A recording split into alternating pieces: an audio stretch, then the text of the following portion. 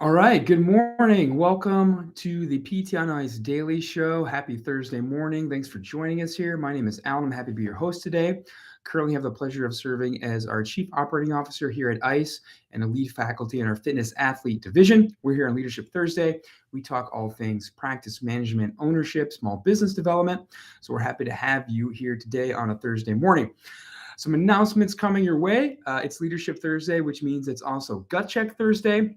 If you saw quite a brutal gut check, normally Gut Check Thursday, our intention with Gut Check Thursday is something 10 to 15 minutes that's approachable, that's easily modifiable, that you could do in the gym or that you could modify and do in the garage or the basement, that you could have friends or family members join you, and even that you could modify in the clinic for a patient or client. So that's our intention with Gut Check. So sometimes you all send me workouts that look like this week's Gut Check Thursday, and I tell you, that's too long, that's too high skill, too much volume, too much weight, that sort of thing.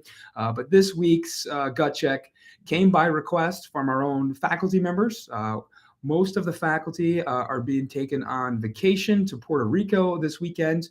So you'll see that most of the ICE faculty are going to be off the grid down in Puerto Rico. And they wanted a workout they could do on the beach.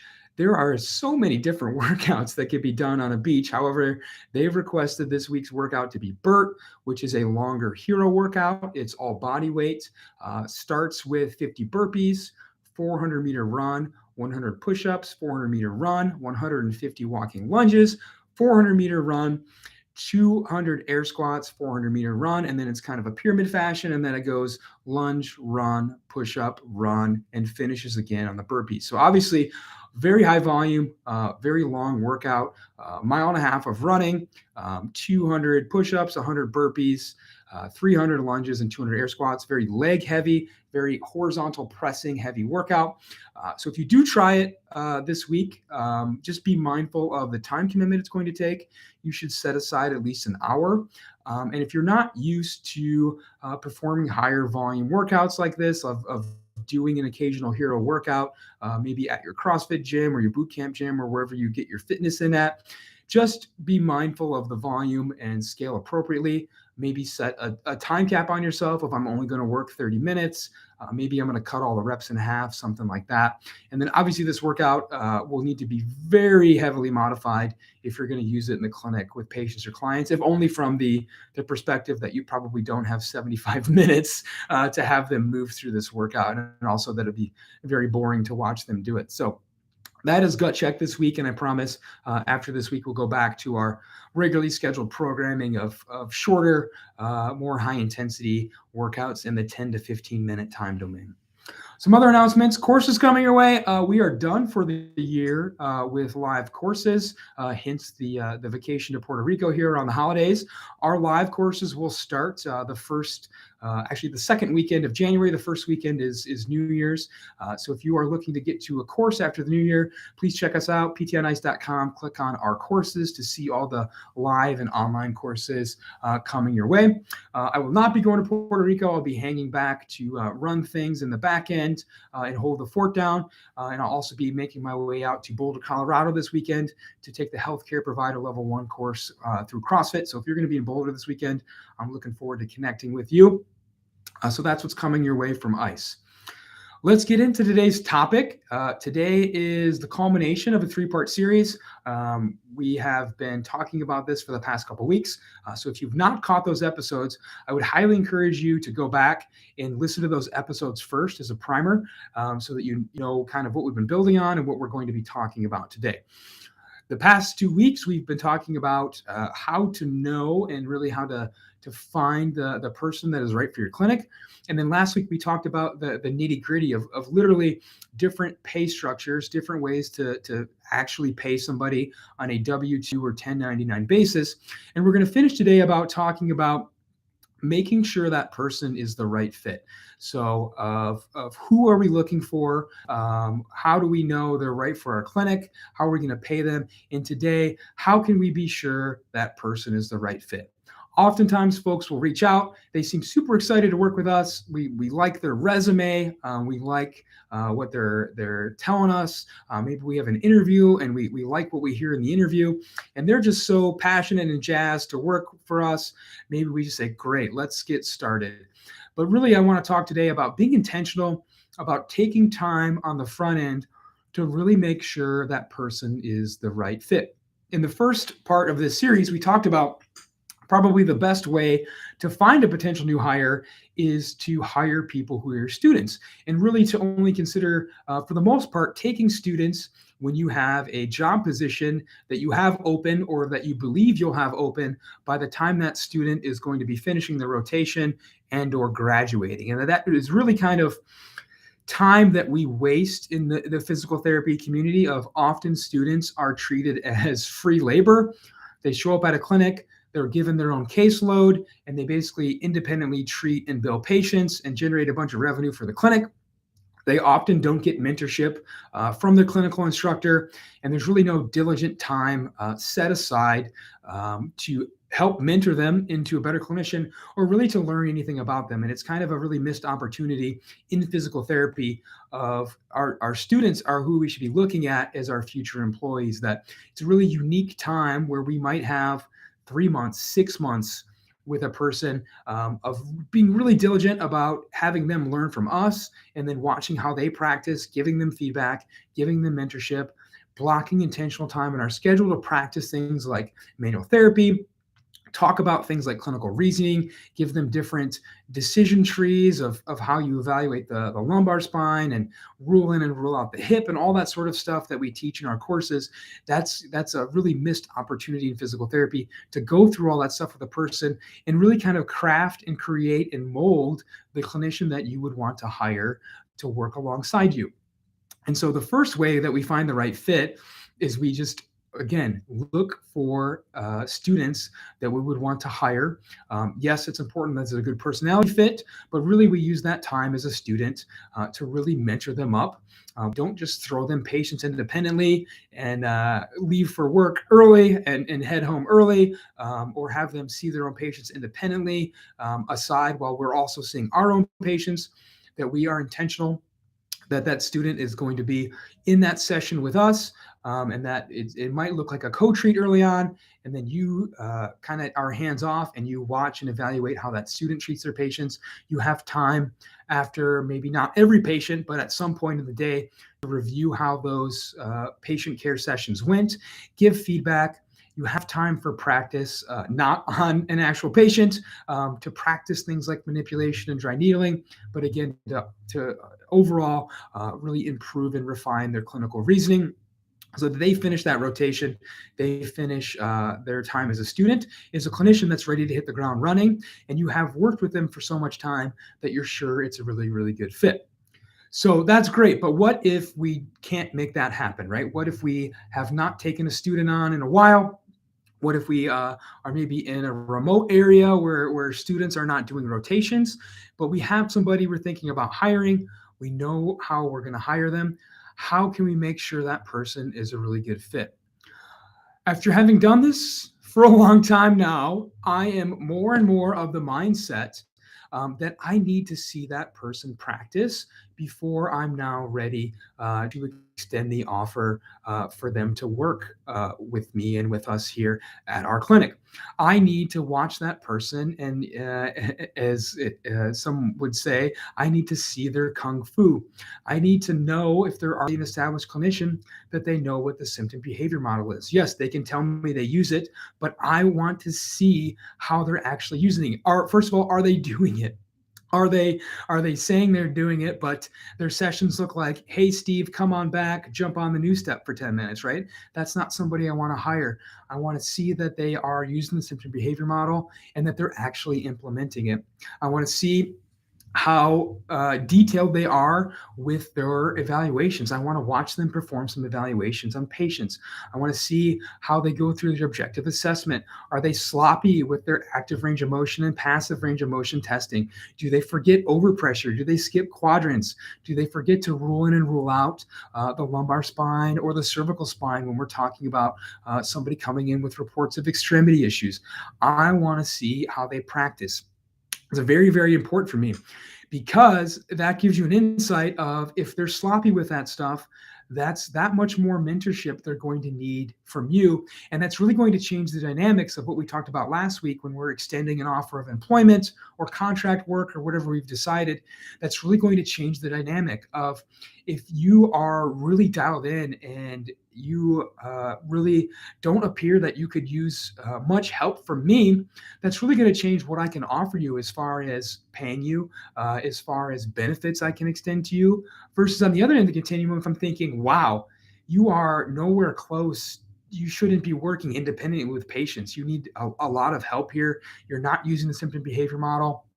You're not loading appropriately. Everybody's getting 3 sets of 10 of the same exercises from a printed out sheet. That's a very different clinician, and it's probably going to look like less pay, more time built in to maybe that first year of employment for mentorship, but as a result, probably less pay because that person needs to be brought up to speed. So watching how somebody actually practices is so crucial in finding out if they're the right fit or not, and if based on where you're at and your needs in your clinic, of if you may even then want to hire them, or if you're thinking, I don't have time for 3 to 5 hours of mentorship a week to bring this person up to speed. I need somebody who's pretty much ready to go. That's very much going to change the hiring dynamic. And the worst thing you could do is bring that person on board, not give them that help, watch them continue to just practice very sloppy in your clinic. And that's going to obviously impact the reputation that your clinic has and make your work that much harder as you're trying to grow your practice. So that's very, very, very important. I would say that the other reason you want to watch somebody practice is just to get an idea for what we would call their soft skills. How do they interact with patients? Are they able to carry on a conversation? Do they just stare very weirdly at somebody while they're doing their exercises? Are they able to make small talk? And most importantly, something that's not really talked about, are they able to make physical therapy fun? When we look at a lot of the research about why do people come back to a gym, to an exercise program, to complete physical therapy plan of care, it comes down a lot to patient satisfaction and adherence. And a lot of that comes down to, is this a fun place to come back to every day? Is this like a very silent, robotic clinic where people are not given the best care? And not only are they given not the best care, it's kind of boring. Like it's not fun to come back to. We need to recognize that people generally don't like to do stuff that's not fun. And so that comes down to getting a good feel for how that person interacts with their clients. Are they passionate about physical therapy? Are they passionate about getting better? Are they passionate about discussing things like nutrition and sleep and lifestyle modification with their patients? Or do they just kind of come in and are they just phoning it in? Or are they just checking the box? Getting a good idea for that is, again, really important before you decide if you're going to bring that person on board or not. And my last point here is if we can't bring somebody on board as a student, but we want to watch how not only they conduct physical therapy practice, but how they interact with their patients on an interpersonal skills basis. How can we do this, especially with somebody that's a practicing clinician? Well, this is going to be quite tough. I would say that if this person is not near you in a geographical sense, it's going to be probably very, very, very difficult. However, if they are close, a couple different ways to get this done. Have that person come to you maybe one day a week for a couple of weeks, and you watch them interact and treat with your patients. You might maybe say, hey, I want to see how you evaluate this patient. Other ways we can get this done, especially if location is a barrier, of I want you to film yourself doing an evaluation with a real patient. Yes, you'll have to get their consent. This isn't going to be published anywhere. We're not going to put it on YouTube or anything, but I want you to film that evaluation and send it to me. This is very similar to the process that those of you who have gone through a residency and fellowship are familiar with. Of part of that process is filming yourself conducting evaluations, not only for you to evaluate it, but for somebody else to evaluate it. And in this sense, As the clinic owner or the clinic manager that's going to be hiring that person, you're going to be watching that evaluation, and you're going to be trying to get a sense virtually over video of how that person conducts their practice and how they interact with those patients on an interpersonal skills basis. What's probably not going to work is you going there. That may be not appreciated by the other clinic owner, for you to go to that practice and watch them treat patients. But trying to get them in your clinic to see how they practice, or trying to get them to film some of their sessions to see how they conduct physical therapy practice, is going to be really, really, really crucial. And this might seem a lot of work on the front end. You might be saying, Alan, this seems like a lot of work. Maybe people aren't going to do that. And that's kind of the whole point of this, right? Of people don't do this enough, which is why they end up hiring people and bringing people on board who are not great fits, who kind of bring a sense of mediocrity to the clinic that stalls the clinic growth. And it really kind of explains the whole reason why our profession in general, if we really zoom out and average all of our outcomes and average all of our patient interactions, that our profession is kind of so mediocre across the board. If it really comes down to not having people who practice diligently, who have great interpersonal skills interacting with our patients in our clinics, that we bring people on board who are not the right fit. And we just kind of go, oh, well, that's just the way Frank practices. That's just the way Steve does lumbar range of motion. We know it's wrong, but for some reason, either we don't have the time or we've kind of just given up. We don't correct it and mentor that person. And we just kind of let that person move full steam ahead at being a really mediocre clinician. So taking the time on the front end will really save a lot of headache on the back end.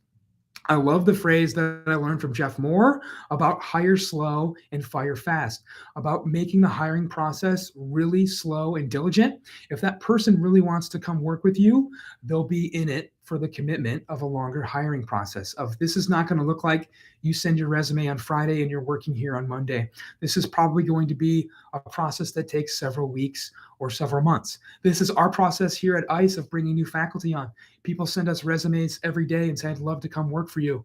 And I have to reply and let them know, hey, just so you know, the process of beginning to becoming a lead faculty for most folks looks like a 3 to 5 year process. It looks like a lot of time on the front end of being a teaching assistant, and of us making sure you're a really good fit, of you know what you're doing. Not only have you mastered the material you're trying to teach, but that you have really good interpersonal skills and that you're really passionate as an educator.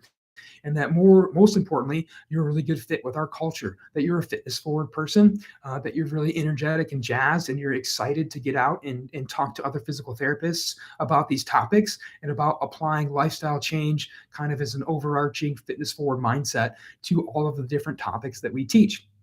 And at that point, most people go, thanks, but no thanks. And that's okay. Again, we're not trying to hire everybody. We're not trying to hire everybody at our clinic as PTs. We're trying to hire slow and fire fast, making sure people are a really good fit. We're happy that we're thinking in our mind, our heart of hearts, of it would be great if this person worked here their entire career. It's very rare in a profession that people stick around for any length of time. Most folks are used to hopping jobs maybe every year because no one goes through the time of being really diligent with this hiring process of making sure that somebody's really good fit. So if you are thinking, I want to hire somebody and I want them to work here a long time, take some time and write this stuff out and start to ask these questions in your interviews and start to think about creating these systems and processes in your hiring process to get a really good idea of how a person practices and how they interact with patients, and how you can evaluate that by either having them come to your clinic and interact and treat some of your patients, or by having them film how they interact and treat some of their patients in their clinic for your evaluation, making sure that they are practicing how they say they are, getting an idea of where they're at in their clinical reasoning and how much mentorship they might need, and also getting a good feel for just how they interact with patients, their level of passion, their interpersonal skills will give you a good idea of, is this person the fit I think they are based on what we've talked about in an interview or a resume review or something, or maybe it's not of good of a fit as we thought it was, and maybe we're going to look somewhere else. And that's okay. Again, it's important to make sure that person's the right fit, so we don't bring somebody on board that really kind of brings the level of care at our clinic down. That's not the point of bringing somebody else on board. The whole idea of bringing more people on board is that you can continue to grow your practice, and not that you're going to have to spend more and more time bringing people up to speed and correcting their messes and taking people off their caseload and putting it on yours so they can get the right treatment. It's not a very intelligent way to run your practice. So give some thought to how you're making sure that a new hire is the right fit for you. And again, if you haven't yet, go back and listen to the previous episodes on this series. So I hope this series was helpful. I'd love to hear discussion or thoughts on this. If you have other ideas for things like this, of how to bring people on board, or the different mechanics of hiring people, literally down to the nuts and bolts of like, what does it look like to hire somebody? Do I have them sign a contract? That sort of thing. I'd love to hear those questions. I'd love to talk about this some more. And again, like we talked about last week, we have a resource coming your way after the new year, specifically related to getting a practice off the ground. So if that's you, you're kind of just in the brainstorm stage, you're not even sure what it looks like, or you're ready to move forward and maybe opening your own practice, look for that resource coming your way in the new year. So have a great weekend. I won't say have fun with Gut Check Thursday. That won't be fun. But if you're going to do it, I salute you. If you're going to be out in Boulder, Colorado this weekend, I'm looking forward to interacting with you and hanging out with you this weekend. Other than that, I hope you have a great Thursday. Have a great weekend. Bye, everybody.